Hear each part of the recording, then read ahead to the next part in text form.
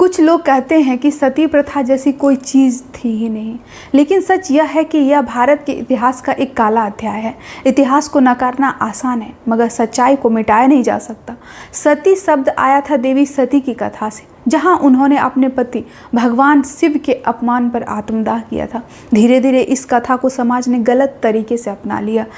औरत की निष्ठा और पवित्रता को यह मान लिया गया कि पति की मृत्यु के बाद उसे भी अग्नि में जल जाना चाहिए। यही शुरुआत थी और यहीं से सती प्रथा धीरे धीरे एक परंपरा बन गई। लेकिन हकीकत ये थी कि ज़्यादातर महिलाएं अपनी इच्छा से सती नहीं होती थी। उन्हें समाज के दबाव, परिवार का डर और कभी कभी जबरदस्ती चिता पर बैठाया जाता था। इतिहासकारों ने कई प्रमाण दिए हैं। यह कथा खासकर राजस्थान और बंगाल में ज़्यादा देखी जाती थी। यानी यह धर्म नहीं था, यह सामाजिक क्रूरता थी।